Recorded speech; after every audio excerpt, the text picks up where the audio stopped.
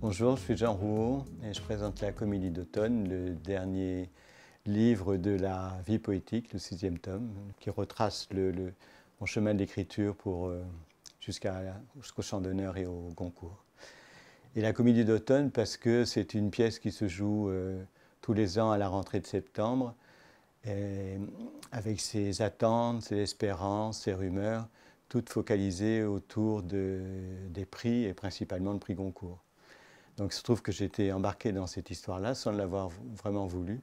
Dans ces années-là, et moi je viens des années 70-80, qui était porté par une haute idée de la littérature, cette idée qu'on puisse vendre un livre, c'était quasiment être assuré de faire de la mauvaise littérature. Et donc, moi qui étais porté par cette idée-là, j'étais publié aux éditions de Minuit, ça me suffisait amplement. Sauf que, pour des raisons que l'on découvre en lisant le livre, à un moment donné, on est venu me chercher. C'est-à-dire que le président de l'Académie m'a écrit pour me demander de faire un envoi officiel pour participer au prix. Sauf qu'on était à ce moment-là à 15 jours du prix. Donc normalement, ça ne se fait pas. Et c'est simplement qu'ils étaient très embêtés et qu'au fond, ils ne savaient pas à qui le donner. Et comme le livre Les Chants d'honneur avait eu un grand succès de critique et de librairie, que moi je venais de nulle part puisque je vendais des journaux, ils ont trouvé que c'était une bonne idée que de me faire rentrer dans la dernière liste, la shortlist. Et c'était visiblement avec l'idée de me donner le prix. Moi j'étais à ce moment-là à vendre des journaux rue de Flandre et je regardais ça avec beaucoup de détachement, vraiment. Et simplement, quand je suis rentré officiellement dans le prix, ça s'est accéléré. C'est-à-dire que déjà dès le mois d'août, il y avait les radios qui venaient au kiosque, parce que c'était marrant ce marchand de journaux, là, comme ça, qui était publié chez Minuit. Et on venait voir à quoi ça ressemblait, quoi. Alors j'ai vu arriver tout le monde là-bas, et je les mettais à vendre des journaux le temps que j'allais chercher de café. Et puis quand le matin du prix, quand on m'a convoqué dans un petit café près des studios d'Antenne 2, j'ai compris que là, ça commençait à devenir sérieux. Et puis, sur le coup de 13 h, je n'ai même pas entendu l'annonce. Sur le coup de 13 h, il y a quelqu'un qui est rentré dans le café pour me dire « c'est vous ».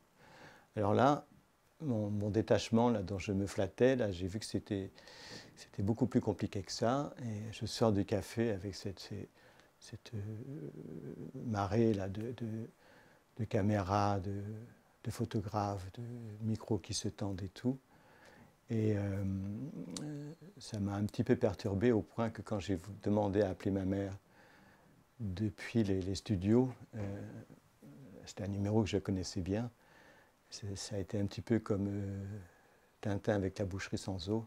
Je suis tombé 3 fois sur la station d'épuration de Saint-Nazaire. Le livre raconte ça, non seulement cette bascule comme ça du côté de la célébrité, parce que c'est ça, mais aussi ces années 80 dont j'ai été témoin d'une autre bascule, c'est-à-dire en gros du socialisme au libéralisme.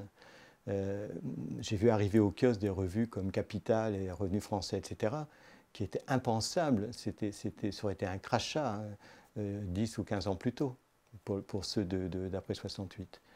Et il y avait tout ce monde-là comme ça qui était appâté par l'espoir d'un gain avec l'actionnariat populaire, etc. Et j'avais un ami au kiosque qui était un prêtre défroqué qui avait été au Brésil en tant que prêtre et qui, là-bas, avait considéré que sa vocation n'était plus tellement à l'ordre du jour et qui avait aidé les syndicalistes à São Paulo. Et donc, il avait cette culture de gauche comme ça, genre PSU. Et en même temps, j'ai appris au fil du temps qu'en fait, il était rentier. Et que s'il s'intéressait tant aux cours de la bourse, c'est que tous les soirs, il étudiait évidemment les cours et il boursicotait. Et le lien avec le prix, c'est que, même avant, lorsque le livre a commencé à marcher, et que j'étais là, je n'avais pas idée de vendre des journaux à vie. Je me suis dit, bon, il y a un moment, peut-être que j'aurai assez d'argent pour arrêter. Et avec l'idée de placer cet argent-là et de vivre des rentes, puisque j'étais entouré que de ça, avec ces revues qui disaient, avec la bourse, on ne perd jamais d'argent, enfin, une propagande, en fait. Et un jour, je fais le calcul et je demande à cet homme qui s'appelle Albert dans le livre, et si je vends tant de livres, ça me fait tant, et si je place, est-ce que je pourrais vivre de ces placements? Et là, en homme avisé, il me dit, il en faut beaucoup plus. Donc j'ai compris que je ne serai jamais rentier.